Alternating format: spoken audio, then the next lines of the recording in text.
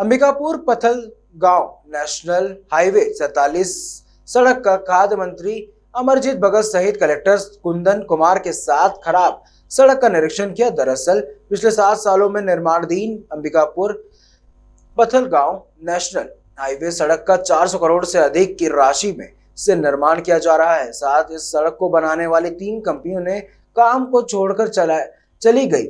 यही वजह रही कि सड़कों का काम अब तक पूरा नहीं किया जा सका है। इसी को देखते हुए गुरुवार को मंत्री, कलेक्टर सहित जिले के तमाम अधिकारी सड़क का निरीक्षण करने निकले। इस दौरान देखा कि इस खराब सड़कों में राहगीरों को चलने में काफी परेशानी का सामना करना पड़ रहा है। इधर मंत्री ने कहा कि जो ठेकेदार के द्वारा काम किया जा रहा था वह छोड़कर चले गए हैं। वहीं कलेक्टर के माध्यम से केंद्र सरकार के अधिकारियों से बात की जा रही है कि किसी दूसरे ठेकेदार को काम देकर फिर से काम शुरू किया जाए और आने वाले समय में जल्द से जल्द सड़क का निर्माण हो सके।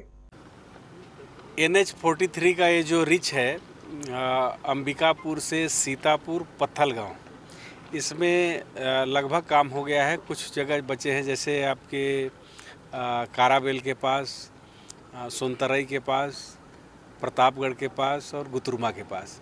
इन तीनों जगहों में काम आधा अधूरा छोड़ करके जो ठेकेदार था उसका यहाँ से चला जाना जो है हम लोग के लिए कष्टकारी हो गया है। उसका अब दूसरा एजेंसी यहाँ फिक्स करने की बात हो रही है। तब तक हम जिला प्रशासन से, कलेक्टर साहब से और NH वाले से बात करके कि जॉइंट आज हम लोग इसका विजिट किए हैं और सब जगह के लिए निर्देशित किया गया है कि ट्रैफिक कहीं नहीं रुके और जो शेष काम है उसको किसी भी एजेंसी से पूरा करवाएं। क्या लगता है कि NH है भारत सरकार के अधीन और उनके जुडिक्शन में आता है। एजेंसी फिक्स करना, उनका एक्सटेंशन करना, उनका भुगतान करना सब उनके अधिकार क्षेत्र में है।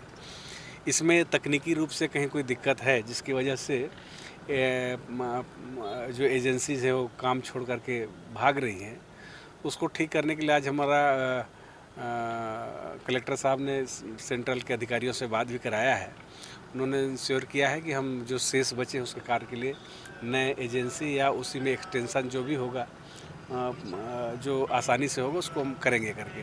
तो उसका बाकी इसके लिए फॉलो अप लेने के लिए, उसको पूरा कराने के लिए कलेक्टर साहब को हमने जिम्मेदारी दिया है कि आप समय पर इसको कंप्लीट करवाइए और कहाँ पर छोटा छोटा काम अभी रुका हुआ है, ट्रैफिक जाम हो रहा है, उसको भी आप अपने स्तर पर निर्णय ले करके जो NH में अन्य रिवॉल्विंग फंड है या मेंटेनेंस का फंड है या कोई भी विभाग का जो मेंटेनेंस आगे वगैरह के लिए फंड आया है उसमें उसका उपयोग करके इसको ट्रैफिक कहीं जाम ना हो, इसको ठीक कराएं, ऐसे हमने कहा है। बेसिकली रोड्स का इंस्पेक्शन था और आप देख भी रहे होंगे पिछले 10 दिनों से मैं लगातार TL की बैठकों में, अलग से स्पेशल बैठकों में, इवन जो PWD डिपार्टमेंट के ऑफिस में भी जाके मैंने दबिश दी है।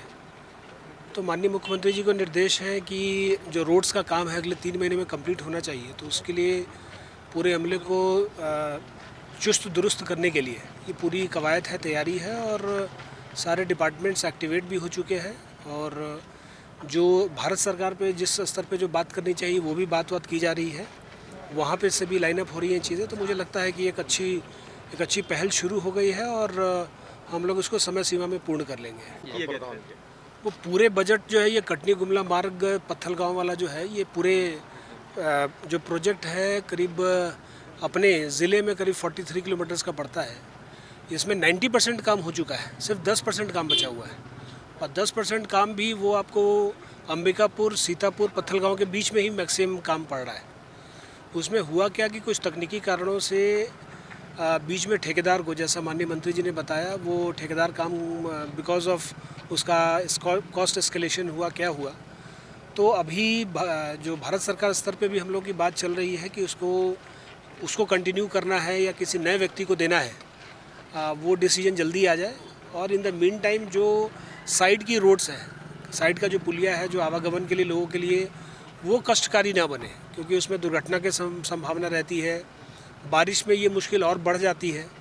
लेकिन अभी बारिश का टाइम भी ख़त्म हो गया है, धूप आ गई है, तो रोड के कंस्ट्रक्शन के काम में क्या होता है कि बारिश में और मुश्किल बढ़ जाती है डिपार्टमेंट्स के लिए।